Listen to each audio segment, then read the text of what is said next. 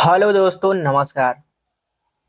जैसा कि पीएचडी में एडमिशन के लिए नोटिफिकेशन आ चुका है और आप लोग किसी भी यूनिवर्सिटी से जब नोटिस निकलती है तो यही देखने का प्रयास करते हैं कि वहाँ पे फीस कितनी है, सीट कितनी है, पेपर कब होगा, फॉर्म भरने की लास्ट डेट कब है, इसका मेरिट कैसे बनेगी। यही कॉमन चीज़ें होती हैं जो कि एक स्टूडेंट देखता है। तो आइए हम लोग बात कर लेते हैं कि आपके इस सेंट्रल यूनिवर्सिटी में कितनी सीटें हैं, क्या स्ट्रक्चर है इसका, किस तरह से आपको वेटेज मिलेगा, क्या प्रोसेस है। तो देखिए, ये जो नोटिस है ये डॉक्टर हरि सिंह गौर विश्वविद्यालय सागर एमपी से आई हुई है और ये केंद्रीय विश्वविद्यालय है। ठीक है, A+ ग्रेड मिला है इसको। तो आइए, जो भी इम्पोर्टेंट चीज़ें आपके लिए हैं उनको हम लोग देख लेते हैं। और इसमें एक अच्छी बात ये है कि ये जो फॉर्म है उसको सिर्फ 2024 वाले ही भर सकते हैं। जिनका रिजल्ट 2024 में हुआ है सिर्फ वही लोग इस फॉर्म को भर सकते हैं। ठीक है, तो ये अच्छी बात है। बाकी एलिजिबिलिटी क्राइटेरिया वही है कि आप या तो सेमेस्टर वाइज पढ़े हो एमए, या तो ईयरली पढ़े हो, या तो आपका जो यूजी प्रोग्राम है 4 साल का वो किए हों 75% मार्क के साथ, तो आप इसको भर सकते हैं। बाकी जो नॉर्मल पीजी किए हैं वो 55% मार्क चाहिए। और यदि आप ईडब्ल्यूएस, ओबीसी, SC ST में आते हैं तो आपको 5% छूट मिल जाएगी, तो आप 50% अगर एमए में है तो भर सकते हैं। आइए हम लोग देख लेते हैं कि फार्म दरअसल वेटेज किस तरह से दिया जाएगा। तो ये देखिए, जो हम लोगों को गाइडलाइन मिली थी 27 मार्च 2024 को, उसी के आधार पर इसमें पीएचडी में एडमिशन के लिए बुलाया गया है। और इसमें जो है नेट 2024 यानी कि जून 2024 में जो नेट हुआ है, दिसंबर 2024 का जो नेट हुआ है, अभी जो रिजल्ट आया है, ठीक है, इन दोनों को क्वालिफाई करने वाले कैटेगरी 2 यानी कि जो नेट है, कैटेगरी 3 यानी कि जो ओनली फॉर पीएचडी हैं, इनको 70% वेटेज दिया जाएगा। और जो जेआरएफ वाले हैं वो ध्यान दें कि आपका जेआरएफ जब तक एक्सपायर नहीं होगा तब तक आप फॉर्म भर सकते हैं। तो इस यूनिवर्सिटी में यही इसका प्रोसेस है और नॉर्मली अब सब यूनिवर्सिटियां यही कर रही हैं जहां एंट्रेंस एग्जाम नहीं करवा रही हैं। तो देखिए, इस तरह से आपको वेटेज दिया जाएगा। यदि आप जेआरएफ हैं तो आपको सीधे इंटरव्यू पर कॉल किया जाएगा और आपका 100% इंटरव्यू में होगा। 70-30 के रेशियो के हिसाब से आपका टोटल इंटरव्यू पर ही आधारित होगा एडमिशन। बाकी जो नेट वाले हैं 70% आपको नेट का स्कोर का वेटेज मिलेगा। नेट हो या ओनली पीएचडी हो, ये 70% ही आपको वेटेज मिलेगा। जो भी आप नंबर पाए हैं उसको 100 में से 70% आपको दे दिया जाएगा और आपका 30% में इंटरव्यू होगा और आपकी फाइनल मेरिट बनेगी। तो ये चीज हम समझते हैं कि आप लोगों को क्लियर हो गई होगी। अब आइए आगे देख लेते हैं।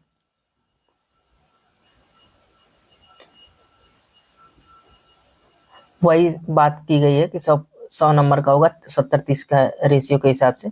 बाकी ये डीआरसी और आरडीसी सब के बारे में बात की गई है, तो वो खैर अपने क्षेत्र की चीजें हैं नहीं, जब एडमिशन होगा तो देखा जाएगा।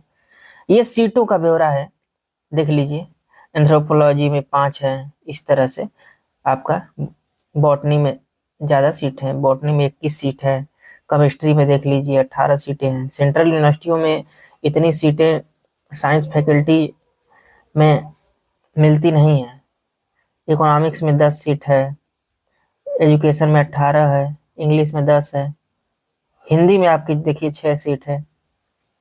तो आप लोग इसका फॉर्म भर सकते हैं। बाकी ये सीटों का ब्यौरा आप लोग देख लीजिए और नीचे डिस्क्रिप्शन बॉक्स में लिंक है हमारे टेलीग्राम का ग्रुप का, उससे आप जुड़ जाइए। ये नोटिस हम वहाँ पे सेंड कर दे रहे हैं, वहाँ से आप जा करके पूरा विधिवत पढ़ लीजिए। ठीक है। या तो आप सागर यूनिवर्सिटी की मेन साइट पे चले जाइए, वहां से आप इसको ब्रोशर को डाउनलोड कर सकते हैं। ये देखिए, जो आपका पोर्टल रजिस्ट्रेशन फीस है पीएचडी प्रोग्राम के लिए 200 रुपये है, जो कि आपको रिफंड नहीं की जाएगी, नॉन रिफंडेबल है। तो ये आपकी फीस है, आप इसको देख लें। बाकी और तो चीज़ें खैर ये आपको बताया गया कि किस तरीके से आपको स्टेप बाय स्टेप फार्म भरना है, तो इसको आप देख लीजिए। न्यू रजिस्ट्रेशन पे क्लिक करना है, उसके बाद से इस तरीके से आएगा, इस तरीके से भर करके ओटीपी सबमिट करना है। प्रोसेस, पूरा प्रोसेस बताया कि किस तरह से आपका कैप्चा कोड भरना है, उसके बाद से किस तरह से आपको आगे का प्रोसेस करना है, ये सब चीज़ें बताई गई हैं। ठीक है, तो अभी देखिए ये डेट ऑफ इंटरव्यू और ये सब चीज़ें, इसके बारे में अभी अनाउंस नहीं किया गया है, तो आप लोग साइट पर चेक करते रहेंगे तो आपको मालूम चल जाएगा कि कब इसका डेट अनाउंस होगी इंटरव्यू के लिए, कब क्या होगा। तो ये सब चीज़ें हैं। बाकी फीस देख लीजिए, जो आपकी फीस लगने वाली है कि कितनी फीस लगेगी। तो यहाँ पे हम देखते हैं कि जो जनरल और ओबीसी के बच्चे हैं और जो फिजिकल हैंडीकैप और SC ST वाले हैं, तो इनकी during the course work fees ये आपका 9,550 रुपये है, और आफ्टर कोर्स वर्क 4,450 रुपये है।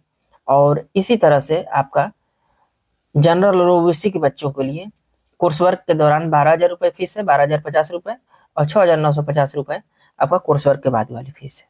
तो ये सब आप देख सकते हैं, और वन टाइम फीस एंट्री है, तो आप लोग देख लीजिए।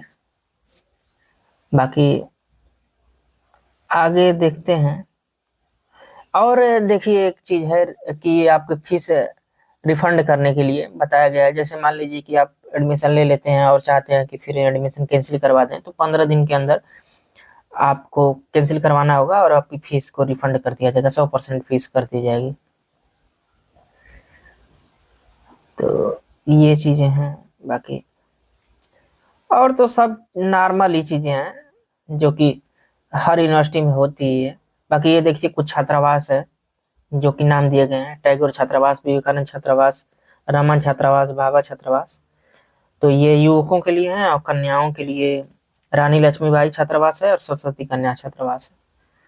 तो खैर यही सब है चीजें। आप लोग इसका फॉर्म भरें हैं और जाएं, इंटरव्यू दें, अपना एडमिशन लें।